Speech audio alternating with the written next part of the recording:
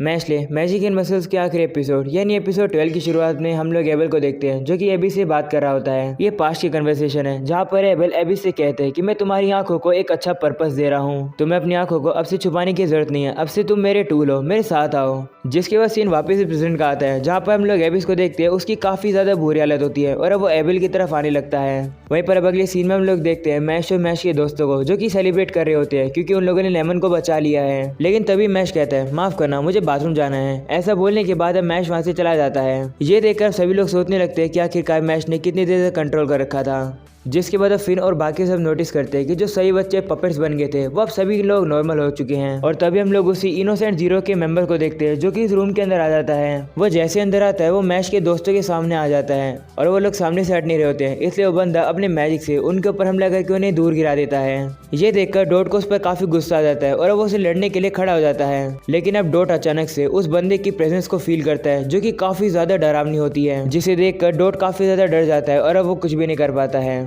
वहीं पर वो बंदा एविस के पास जाता है और उससे कहता है तुम्हें चोट क्यों लगी हुई है, क्या तुम हार गए हो किसी से? तुम तो स्कूल में टॉप भी नहीं आ सके, तुम कितने ज्यादा पैथेटिक हो। लेकिन फिर भी मैं तुम्हारा शुक्रिया करता हूँ क्योंकि तुमने हमें हेडमास्टर के बारे में इन्फॉर्मेशन जो दी। जिसके बाद वो बंदा एबल के ऊपर अपने मैजिक का यूज करता है। इसकी वजह से एबल अपने हाथों पर कंट्रोल खो बैठता है और अब अपने हाथों से ही खुद का गला दबाने लगता है। तभी वो बंदा एबल से कहता है कि जिस चीज को हम लोग ढूंढ रहे थे तुमने वो चीज तो हमें ढूंढ कर दी नहीं और अब तुम्हारी कोई भी जरूरत नहीं है, तुम मर सकते हो। वो बंदा एबल को मारने वाला होता है लेकिन तभी अचानक से वहाँ पर मैश आ जाता है काफी सारे क्रीम पफ को लेकर। मैश को देखकर वो बंदा थोड़ा शॉक होता है और कहता है आखिरकार ये बच्चा कौन है, क्या ये देख नहीं सकता कि रूम के अंदर क्या चल रहा है, लेकिन फिर भी इतना काम कैसे है। वहीं पर मैश के दोस्त मैश को समझाने लगते हैं कि अभी काफी ज्यादा सीरियस समय है। इतने में हम लोग देखते हैं कि एक मक्खी आकर मैश की नाक पर आ जाती है। इसकी वजह से मैश को एक छींक आती है और उसके सारे क्रीम पफ उड़कर उस बंदे के मुंह पर आकर लगते हैं और अब इसकी वजह से उस बंदे का मैजिक एबल के ऊपर से उतर जाता है, जिसकी वजह से अब एबल अपना गला दबाना रोक देता है। ये देखकर सभी लोग शॉक हो जाते हैं और कहते हैं कि क्या ये कोई कोइंसिडेंट था। तभी मैश उस बंदे से कहते हैं कि क्या तुम वो क्रीम पफ हमें लौटा सकते हो क्योंकि हम लोग उन्हें खाने वाले हैं। यह सुनकर वो बंदा गुस्से में सारे क्रीम पफ को जमीन पर फेंक देता है। ये देखकर मैश का काफी ज्यादा अजीब रिएक्शन होता है। तभी अचानक से उस बंदे के सर में काफी तेज दर्द होने लगता है। उसे देखकर वो सोचने लगते हैं कि क्या ये रेजोनेंस है, लेकिन फिर वो कहने लगता है कि जब मैं यहाँ पर आया था तो मुझे ये हेडेक नहीं हो रहा था, कहीं इस मैश की वजह से तो मेरे सर में दर्द नहीं हो रहा है। लेकिन आखिरकार मैश वो बंदा कैसे हो सकता है जिसे हम लोग इतने समय से ढूंढ रहे हैं। लेकिन वो बंदा इस बात को इग्नोर करता है और कहता है कि मैं पहले उस काम को पूरा कर लेता हूँ जिसकी वजह से मैं यहाँ पर आया हूँ, जो कि है एबल को जान से मारना। ऐसा बोलने के बाद वो बंदा अपनी मैजिक का यूज करके एबल को हवा में उड़ा देता है और फिर वो बंदा काफी ज्यादा एक खतरनाक अटैक बनाता है और फिर वो एबल की तरफ शूट कर देता है। वो अटैक एबल को लगने वाला होता है लेकिन तभी हम लोग देखते हैं कि बीच में एबिस आ जाता है, जिसकी वजह से वो अटैक एबल को लगने की बजाय एबिस को लग जाता है और अब एबिस काफी ज्यादा घायल हो जाता है। ये देखकर मैश भी जल्दी से वहाँ पर आता है तो अब एबिस मैश से माफी मांगता है और कहता है माफ करना, मुझे नहीं लगता कि मैं तुम्हारे साथ क्रीम पफ खा पाऊंगा। वहीं पर मैश उसके पास आता है और उसे वही मैजिकल हैंकी देता है और कहता है इसका यूज करो, तुम थोड़े से हील हो जाओगे। वहीं पर वो बंदा मन में कहने लगता है कि जो मेरा अटैक है वो इतना फेटल भी नहीं है। और अब हम लोग देखते हैं कि उस बंदे की हमला करने से पहले ही मैश ने एक पत्थर उठाकर उसके ऊपर मार दिया था। इस वजह से उस बंदे की जो डायरेक्शन है वो थोड़ा सा चेंज हो गया था। इसकी वजह से जो अटैक है वो फेटल नहीं रहा। जिसके बाद अब मैश खड़ा होकर उस बंदे की तरफ काफी गुस्से में देखता है। मैश अब काफी गुस्से में और काफी जोर से अपने पैर को जमीन पर मारता है, जिसके से काफी सारे पत्थर के टुकड़े उड़कर आसमान में उड़ते हैं। मैश अब एक पत्थर के टुकड़े को लात मार के उस बंदे की तरफ भेजता है, वो भी काफी जोर से। लेकिन तभी हम लोग को पता लगता है कि उस बंदे ने तो उस पत्थर को कैच कर लिया है। ये देखकर वहां पर खड़े जितने भी लोग होते हैं वो काफी ज्यादा हैरान हो जाते हैं ये देखकर। वहीं पर वो बंदा उस पत्थर को चाटने लगता है और मैश से कहता है तुम तो स्ट्रांग हो, तुम्हें जान से मारने में मैं बिल्कुल भी हेजिटेट नहीं करूंगा।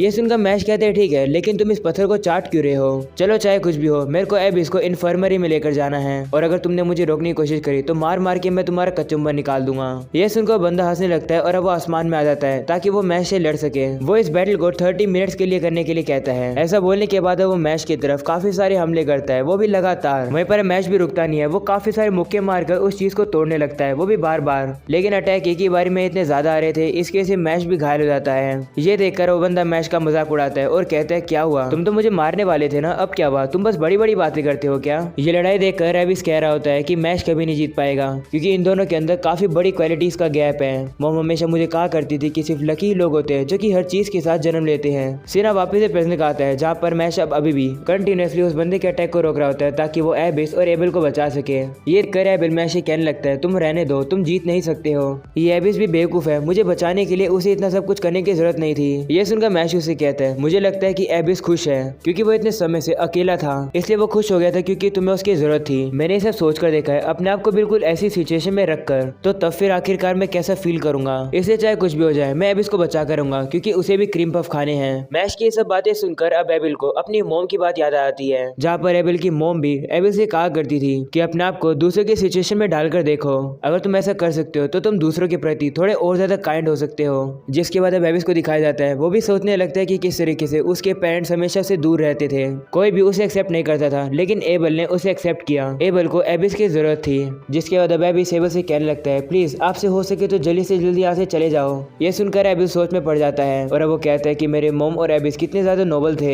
जिसके बाद वापिस हम लोग मैश को देखते हैं जो कि अब भी अटैक्स को रोक रहा होता है। ये देखकर वो बंदा थोड़ा सा इरिटेट हो जाता है और वो मैश के ऊपर थोड़ा हाई लेवल का मैजिक यूज करता है जिससे यह मैश को थोड़ी सी चोट लगने लगती है। ये देखकर वो बंदा मैश का मजाक उड़ाने लगता है और कहता है कि क्या तुम सिर्फ इतना ही मैनेज कर सकते हो, तुम कितने ज्यादा पथेटिक हो, जल्दी तुम्हारा टाइम खत्म हो जाएगा। ये सब देखकर डॉट कह रहा होता है ये काफी ज्यादा बुरा है, मैश इतने सारे भारी अटैक्स को नहीं रोक सकता है, मुझे इसकी मदद करनी चाहिए। इतने में हम लोग देखते हैं कि वो बंदा मैश के ऊपर और ज्यादा हाई लेवल के अटैक करने लगता है। वहीं पर अब डॉट थोड़ा सा घबराया हुआ होता है, वो मैश की मदद नहीं कर पाता है। इतने में हम लोग देखते हैं कि एक हाथ मैश के सामने आ जाता है जिसकी वजह से मैश बच जाता है उन अटैक से और हमें पता लगता है कि वो हाथ तो एबल के पपेट का था जिसने मैश को बचा लिया है। ये देखकर वो बंदा एबल पर गुस्सा हो जाता है और अब उससे पूछता है तुम्हें क्या कर रहे हो, जिस पर एबल कहता है मैं वो कर रहा हूँ जो मुझे लगता है सही है और ये इस बार मैं अपने हाथों से कर रहा हूँ। ये सुनकर बंदा गुस्सा आ जाता है और कहता है ऐसी बात है क्या, जिसके बाद उस पपेट के ऊपर काफी ज्यादा हमले कर देता है और हमलों की वजह से जो पपेट होती है वो पूरी तरीके से टूट जाती है। ये देखकर वो बंदा एबल से कहता है अब तुम क्या करोगे, लेकिन इतने में हम लोग देखते हैं कि उस पपेट के सर के अंदर तो मैश छुपा हुआ था और वो बाहर आकर उस बंदे के मुंह पर काफी जोर से मुक्का मारता है। इस वजह से वो बंदा थोड़ा सा दूर हो जाता है और हमें पता लगता है कि उसके फेस पर तो एक गार्ड था। वो मैश से कहता है तुम पहले हो जिसने इस गार्ड को ब्रेक किया है, आखिरकार तुम कौन से मैजिक का यूज करते हो। ये सुनकर मैश थोड़ा सोचता है क्योंकि वो मैजिक का तो यूज कर नहीं सकता है। जिसके बाद उस बंदे से कहता है मेरे मैजिक का नाम पावर है। ये सुनकर बंदा कहता है ऐसा मैजिक एग्जिस्ट नहीं करता है, तो तुम मुझे बताने से मना कर रहे हो है ना, तो ये लो। ऐसा बोलने के बाद वो बंदा एक मैजिकल मिरर को बाहर निकाल लेता है। उस मिरर को देखकर डॉट शॉक हो जाता है और कहता है कि ये तो स्पेल फ्लेक्शन मिरर है। ये मिरर एक काफी पावरफुल मैजिक आइटम है जो कि किसी भी स्पेल को रिफ्लेक्ट कर सकती है, वो भी और ज्यादा ताकतवर तरीके से।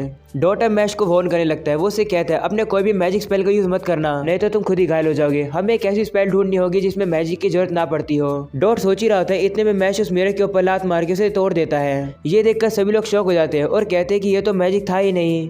मैश के सभी दोस्तों को अब रियलाइज हो जाता है कि इतने समय से मैश के पास कोई मैजिक था ही नहीं। वो लोग अब कहने लगते हैं कि आखिरकार मैश ऐसा कैसे कर सकता है, ये तो एक फैंटेसी स्टोरी की तरह है। तभी हम लोग उस बंदे को देखते हैं जिसे अभी भी कुछ नहीं हुआ है। वो अब अपने हाथ को चेक करता है तो उसे पता लगता है कि वहाँ पर एक मार्क बन गया है। ये देखकर वो कहता है कि क्या ये मार्क इसलिए आया है क्योंकि मैंने मैश को टच किया है और मुझे पहले हेडेक भी आया था। इसका मतलब ये है कि जिसे हम लोग ढूंढ रहे हैं वो मैश ही है। तभी हम लोग देखते हैं कि वहाँ पर अचानक से काफी बड़े दो हाथ आ जाते हैं जो कि उस बंदे को अपने साथ जाने लगते हैं। वहीं वो बंदा कहता है आज तो काफी ज्यादा प्रोडक्टिव डे था, वैसे मेरा नाम सेल्वोर है, मुझे एक जरूरी काम आ गया है इसलिए अभी के लिए मैं जा रहा हूँ, लेकिन भूलना मत हम लोग दोबारा जरूर मिलेंगे। ऐसा बोलने के बाद अब सेल्वोर वहाँ से चला जाता है। तभी अब मैश को याद आता है कि उसे तो एबिस को इन्फर्मरी में लेकर जाना था। मैश अब पीछे मुड़ता है तो एबल उससे कहता है चिंता मत करो, मैं एबिस को इन्फर्मरी में ले जाऊंगा, इस हैंकी का शुक्रिया, इसकी चोट थोड़ी ठीक हो गई है। वहीं पर अब एबिस तो मैश से कहने लगता है कि अगली बार जब हम लोग मिलेंगे तो मुझे क्रीम पफ जरूर खिलाना। एबल अब मैश से कहने लगता है चिंता मत करो, मैं एबिस की रिस्पॉन्सिबिलिटी लेता हूँ और उसका ख्याल रखूंगा, लेकिन मैश मैं तुम्हारा शुक्रिया करना चाहता हूँ जो तुमने आज किया, फ्यूचर में मैं भी तुम्हारी कभी हेल्प करूंगा। सब बोलने के बाद अब एबल वहाँ से चला जाता है। जिसके बाद मैश के दोस्त मैश से कहने लगते हैं कि क्या सही में तुम्हें मैजिक नहीं आता है, अगर लोगों को पता चला तो प्रॉब्लम हो जाएगी, वो तुम्हें एक्सपेल भी कर देंगे स्कूल से। ये सुनकर मैश घबरा जाता है और वो कहता है नहीं नहीं मैं मैजिक का यूज कर सकता हूँ। मैश को कांपता हुआ देख उसके दोस्त समझ आते हैं कि मैश नाटक कर रहा है। वो लोग अब डिसाइड करते हैं कि वो ये बात किसी को भी नहीं बताएंगे कि मैश मैजिक का यूज नहीं कर सकता है। इतने में एक स्टूडेंट वहाँ पर आ जाता है। वो कहता है मैंने सब कुछ सुन लिया है, हमारे स्कूल में एक ऐसा स्टूडेंट कैसे हो सकता है जिसे मैजिक का यूज नहीं करना आता है, मैं टीचर को जाकर ये बात बता रहा हूँ। ये सुनकर मैश के सारे दोस्त घबरा जाते हैं और वो सोचने लगते हैं कि आखिरकार अब क्या करना है।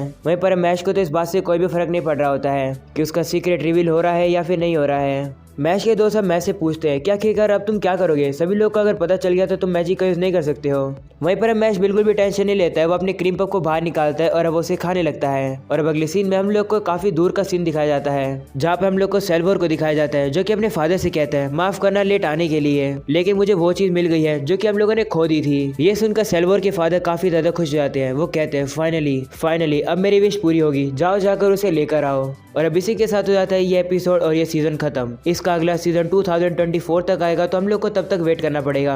उम्मीद है आप लोग को ये एपिसोड पसंद आया होगा। पसंद आया तो लाइक करना, चैनल पर न्यू हो तो सब्सक्राइब कर देना। मैं मिलूंगा आप लोगों से एक और न्यू कमाल की सीरीज के अंदर काफी जल्द। तब तक के लिए बाय बाय।